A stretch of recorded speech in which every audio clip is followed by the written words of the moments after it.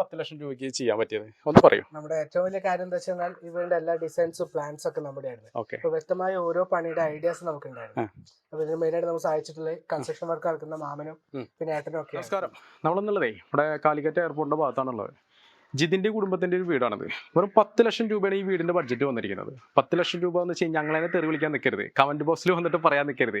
വ്യക്തമായിട്ടുള്ള ഡീറ്റെയിൽസോട് കൂടിയിട്ടാണ് പറഞ്ഞത്. ജിതിൻ നമ്മളൊപ്പം ഉണ്ട്. ഞാൻ പരിചയപ്പെടുത്തിയിട്ട് കാര്യങ്ങൾ പറഞ്ഞ് മനസ്സിലാക്കി തരാം നിങ്ങൾക്ക്.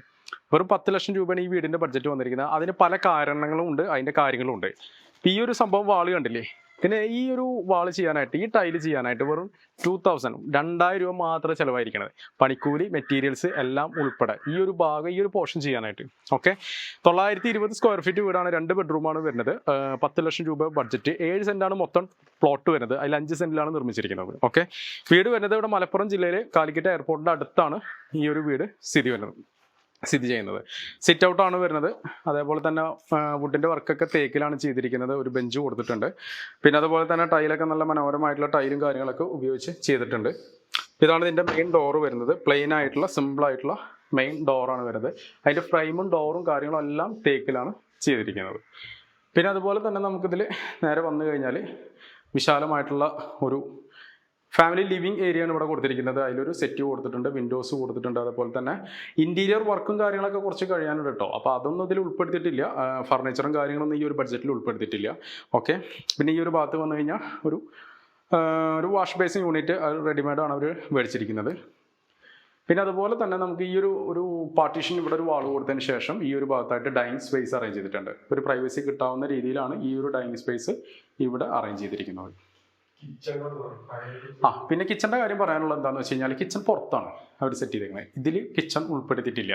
ഇവർ ഭാവിയിൽ ഈ വീട് മേലേക്ക് റിനോവേഷൻ പുതുക്കി പണിതെടുക്കാം എന്നുള്ള രീതിയിലാണ് ഈ വീടിൻ്റെ ഒരു ഡിസൈൻ സെലക്ട് ചെയ്തിരിക്കുന്നത്. ഓക്കെ. കിച്ചൺ പഴയ കിച്ചൺ നിലനിർത്തിയിട്ട് ആ കിച്ചൺ പുറത്താണ് അവർ സെറ്റ് ചെയ്തിരിക്കുന്നത്. അപ്പം വേറൊരു കിച്ചൻ്റെ ഇവിടെ ആവശ്യമില്ല.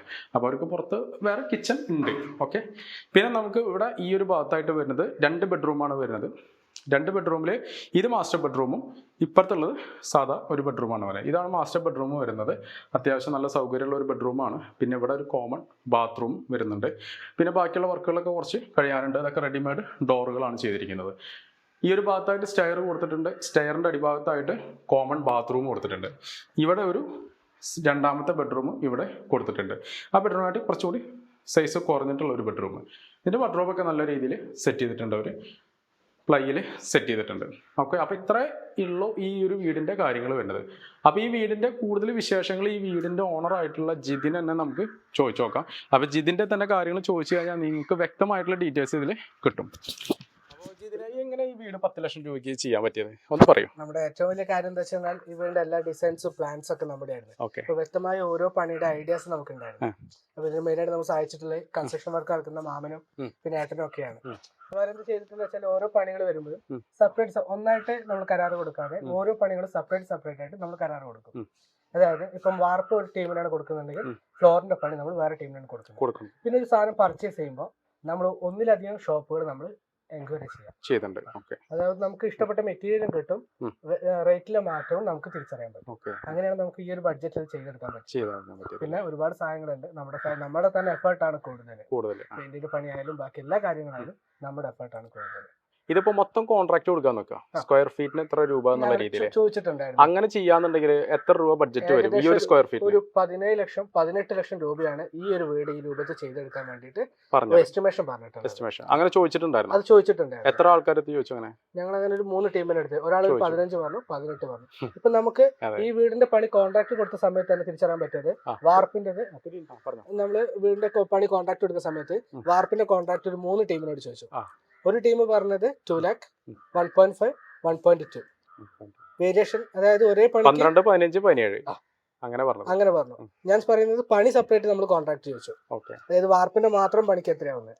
അപ്പൊ ഒരു ടീം 2 lakh അതിന് മാത്രം പറഞ്ഞു. ഒരു ടീം 1.5, 145. പണിക്കാരുടെ ഇടയിൽ വന്ന ചേഞ്ചസ് ആണ്. മെറ്റീരിയൽസ് നമ്മളാണ് കൊടുക്കുന്നത്, അവരല്ല നമ്മൾ കൊടുക്കുന്നതാണ്. പക്ഷെ പണിക്കൂലിയിൽ വന്ന മാറ്റമാണ്. അപ്പൊ നമ്മൾ ഒരുപാട് ടീംസ് ആയിട്ട് കോൺട്രാക്ട് എടുത്തിട്ട് നമ്മൾ നമ്മുടെ ബഡ്ജറ്റിൽ ഒരു വീട് ചെയ്തെടുക്കുക എന്നുള്ളതാണ് ഏറ്റവും വലിയ എഫേർട്ട്. അപ്പോൾ ഇങ്ങനെയാണ് ഇതിൻ്റെ കാര്യങ്ങൾ. അപ്പോൾ നിങ്ങൾ ആദ്യം ഈ വീഡിയോൻ്റെ ഫസ്റ്റ് തൊട്ട് അവസാനം വരെ കാണുക. അപ്പോൾ ഓണറാണ് പറഞ്ഞേക്കുന്നത്, ജിതിനാണ് ഈ വീട് നിർമ്മിച്ചിരിക്കുന്നത്. അപ്പോൾ ഇതിൽ ഫുൾ കോൺട്രാക്റ്റോ മറ്റുള്ള കാര്യങ്ങളൊന്നും കൊടുത്തിട്ടില്ല. അപ്പോൾ ഈ ഒരു ബഡ്ജറ്റിൽ നിർത്താം, വെറും 10 ലക്ഷം രൂപയാണ് ഈ ബഡ്ജറ്റിൽ നിർത്താനായിട്ടുള്ള കാര്യങ്ങളാണ് വിശദമായിട്ട് പറഞ്ഞത്. നമ്മളതിൽ ഫേസ്ബുക്കിൻ്റെ ഞങ്ങളുടെ പേജിലോ യൂട്യൂബിലോ അതേപോലെ മറ്റുള്ള സോഷ്യൽ മീഡിയയിലോ ഞങ്ങൾ വീഡിയോ ഇട്ട് കഴിഞ്ഞാൽ പല രീതിയിലുള്ള കമൻറ്റാണ് വരുന്നത്.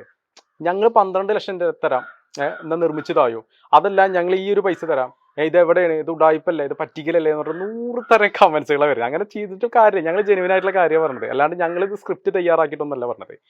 അപ്പോൾ വീഡിയോ ഇഷ്ടപ്പെട്ട് കഴിഞ്ഞാൽ ഞങ്ങളുടെ ചാനൽ സബ്സ്ക്രൈബ് ചെയ്യുക, ലൈക്ക് ചെയ്യുക, ഷെയർ ചെയ്യുക, കമൻറ്റ് ചെയ്യുക. നിങ്ങൾ കമൻറ്റ് ചെയ്തോ, നെഗറ്റീവ് ആയാലും പോസിറ്റീവ് ആയാലും കമൻറ്റ് ചെയ്തോളൂ, ഒരു കുഴപ്പമില്ല. അതുപോലെ തന്നെ നമ്മുടെ ഈ വീടിൻ്റെ പ്ലാൻ ഞങ്ങൾ കൊടുക്കുന്നുണ്ട്, വെബ്സൈറ്റിൽ ലിങ്ക് കൊടുക്കുന്നുണ്ട്, കമൻറ്റ് ബോക്സിൽ പിൻ ചെയ്ത് വെക്കുന്നുണ്ട്. Okay, thank you.